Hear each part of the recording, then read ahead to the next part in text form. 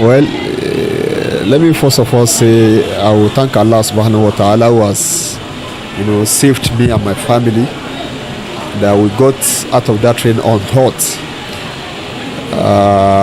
The experience was a very terrible one. Experience that the hoodlums were with us for more than 2 hours. So nobody expects to be out, unhurt, based on what we were actually experiencing at that particular time. I boarded the train from Kubwa. The train was coming actually from Idu. They got to Kubwa around 6:27 p.m. So we boarded it, and we were supposed to be in Rigasa station, which is the last bus stop of the train in Kaduna. We were supposed to be there by 6:14, according to the timing on the receipt on the ticket. But exactly around 7:52, I was actually I wanted to go and pray the Maghrib prayer. I went to do ablution, then I came back. I was in the coach where the bomb actually exploded, because the coach, there's a particular coach. It was only a coach between me and the driver. I was in coach 9, while the coach between me and the driver happened to be coach 4, while the driver is at the edge. So I was by the door of that particular coach, where I was about saying Allahu Akbar when I heard the heavy sound. I could not say how I managed to go back to my coach, which is coach 9. I actually had something hits me on the head, and my cap went its way. So when I got to my coach, everywhere was dark. I believe the driver switched off the light in the train. So after about 3 or 5 minutes, after a very serious silence everywhere, then we started hearing gunshots from everywhere. Probably they've already surrounded us. So lifting our heads up, because we are actually down. The place is a bit is a hilly place. So the train was down deep the ground, while there's a huge hill up there. So the kidnappers or the bandits stood at the hill, shooting at us. They were shooting at us. They were shooting, close to like some minutes. Then some of them started coming down to come and attack us. So Alhamdulillah, they could not enter my own coach. I think the most heated coaches were coach 17, 19, and at least the VIP coach, where they were able to penetrate. They entered. As they entered there, the light was actually off. So they were also afraid. They did not know what they could meet while attacking us, because everywhere was dark. So the only option they had was to, if they're able to break into any of the coaches, then they started shooting sporadically. And that was what actually happened, why a lot died and a lot were also maimed, as in injured. Because if I could count, I think the injured that I saw myself, they will not be less than 10 at least, the injured that I saw. So I think then after then, about, they were with us, like I said, for more than 2 hours. Then about 10:30 or thereabout, the military came. In fact, while they came, we actually were so reluctant to open for them, because we never knew if they were actually Nigerian military. So, but some of us summoned courage and opened, and Alhamdulillah, happened to be the Nigerian military. So everybody was, tears of joy at least. Then the military evacuated us to, from the hilly place. We all climbed the hill. As no matter who you are, you have to climb the hill. And even though some, find it difficult, I could remember a very fat man whose leg was broken actually. So he was helped up. He could not make it himself.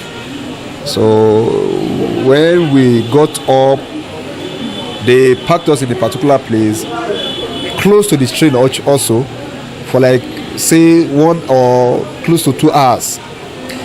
They were actually expecting their buses to come down from Kaduna to evacuate us to the town. The hillocks that I saw that the the military came with, I think probably it might be able to maybe 20 or 30 hillocks. They came in mass. So after that, of course, those buses that they brought could not enter the bush. It was only their hillocks that could enter. So we all have to trek to the main road. That's the Kaduna Abuja Expressway. Leaving the scene of the incident. So that's about how long? If not more than that, we trekked, from that place to the main road for maybe probably close to an hour or more than an hour. I can remember. Like I said, it was not a joke anyway, because it's as if you're seeing death already. You just know that you are alive. You are alive, but you never knew what could happen to you in the next minute. So we're all panic actually, but as Muslims, whatever happens to one, all you need to do, you are already in the hands of Allah, and it's only Him that can save you. So we're praying. Even the Christians there were also, everybody was busy praying, and we thank Allah, we were saved. Do you think what we were thinking was, because especially after the whole scenario, we think they had a target, which was the VIPs, because at the end of the day, those that were injured, those that were maimed, those that were also carted away, I think most of them should be from the from the VIP coach. So it's as if it was a target. They actually had their target. Yes, yeah. Especially when there were no much security personnel on that train that day. Just like it used to happen in some other day, because I used to board the train. You always see the policemen, the mobile policemen, patrolling and walking through the coaches. But that day, I can't remember seeing one at least. Probably they were all with because mostly where they are always stationed, as if the buses, this thing does not count anyway. Mostly they used to be stationed at the VIP coach. So maybe they were, but like I said, they used to patrol even on ordinary days, but I didn't see any. Yeah. Is what I could say, what I can say, maybe I think two things are involved. The first thing is there's no patriotism. Patriotism is lacking so seriously. And the second thing, which of course could still be related to the first, which is insincerity. Sincerity. Because like it happened, of course, if honestly, the military, they tried, but the expectation was that they could mobilize, a jet or a helicopter to the location at the time they could meet those bandits and maybe finish them up, because none of the passenger was outside. Nobody. So if the military had come earlier, of course they would have met them outside and dealt with them. But they came around about after 2 hours after they while the bandits were still with us, I think the military came after about 10 or 10 minutes after the bandit left. So the whole thing, goes down to insincerity and, our politicians, let me say, or the leaders not being patriotic. If and even there's our leaders are actually putting the state, first. Of course, everybody, everywhere will be secured and everybody will be secured. So patriotism, is very, very important, especially in a country like this. I think I can remember very well that they were proclaimed to be terrorists as well. I mean, the kidnappers. So terrorism is terrorism. Of course, anybody that terrorizes you is a terror.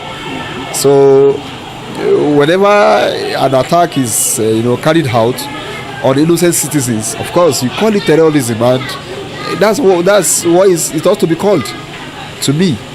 In fact, let me tell you, I think on that train that day there was a particular scene that actually happened, some minutes before it actually happened, or let me say immediately as we left Kubwa. I wanted to, I did not pray. I've not prayed the Asri prayer, likewise, the Maghrib prayer.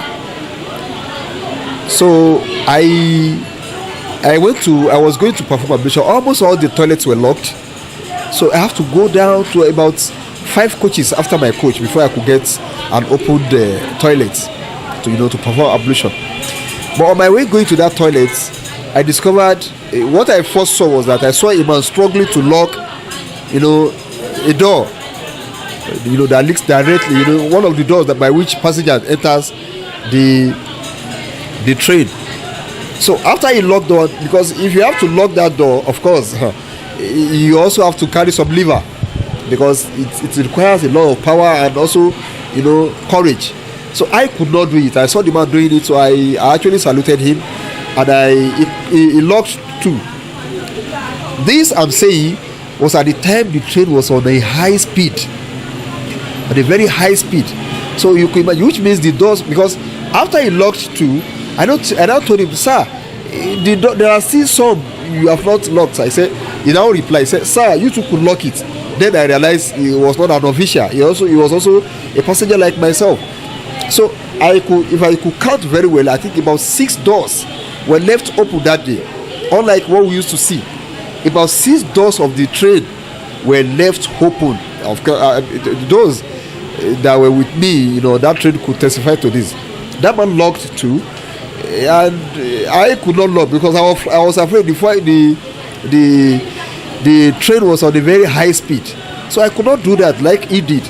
But so later I saw one of the officials and I complained to him that, sir, most of the doors on this train were opened. He stopped me. He never replied. So I felt it's either the whole scene was a kind of plan work. I wouldn't want to be too I'm not sure, but of course that's how it looks. Or there's a very a very huge negligence on the side of NRC. It's very, very uncalled for that a train that is at that high speed, it does. In fact, forget about the issue of kidnappers. What about small kids? I could remember on that same train I saw some small kids, so I went to their parents that, please hold your kids. A lot of doors were open on this train today. So he told me thank you. So what about if I had left those kids to roam about just like the way they used to do? Of course, anything could just happen. So there is a huge negligence, from the side of NRC, or there was a foul play somewhere. So it's either of the two. Okay. Then another thing that I think was not actually being taken care of was that, because I could heard that they were looking for numbers of those on board, and this it's uncalled for in a country like this. It's very, very saddening that a country like this, in fact, they had all the opportunity to have exact number of those that are on that train. Because what happened when we were evacuated, to the main road. All of us were seated. Nobody was left behind inside that train except the deaths. So it was an opportunity to even do head counts. Is that there, or as at the time we got to 44 hospital at Kaduna. But then do you know what? 44 hospital was also close to the government house. I think it's just about 2-3 minutes walk to the government house. But could you believe that as we all got into that 44, what happened was, already some people, relatives of some of us were already waiting. So they picked some already, they allowed some to go. But when they realized that maybe there could be some kind of formal thing, the soldier says, no, nobody should be allowed to go anymore. They already had the opportunity to count us there. Then when we also got to 44, they also had the opportunity to count. And know, because when they know those are alive, and in fact all the injured were taken to only two hospitals, St. Gerard Hospital at Kakuri and 44 hospital where we are actually taken to. So it was an opportunity for them to also to have head counts there, the deaths, the alive, the injured, then the deaths are also in the train. So it's very, very easy for them, but we're all left to our fate, especially when it was done, because nobody could go home. You ran away from the particular, you were safe from the particular kidnapper, then you want to go home again in the midnight. So almost all of us waited till dawn, and we started living on our own. Nobody came. The governor was very close to them. It's just a matter of him working. I don't know his schedule, but I just feel, even if it's not the governor, but an official at least could just come, at least have a talk with us, hear our feelings and the rest. At the time I left there, and that was around 6 o'clock in the morning, when almost all the passengers had already left. Because we will have said that, no, you did not wait. Of course, almost all the passengers had already left. As in I left too. So, but the opportunity they had to. So if I could even see when they were also taking, there was this. They brought out a particular list where names of those that were actually on board. Where I saw my name, yes, I saw my name, I saw my wife's name, but our numbers, they just inserted some numbers they liked. That wasn't my number. So how could I have been reached?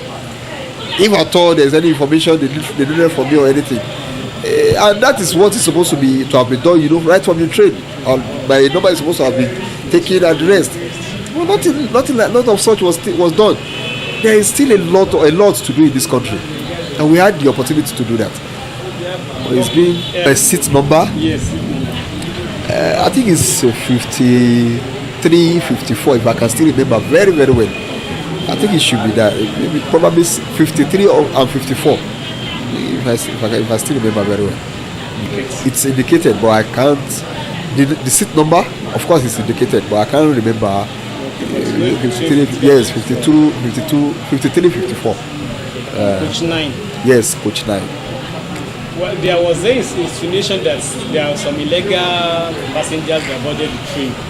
Maybe that even the so-called bandits also boarded the train along with the passengers from Abuja. Without being checked in.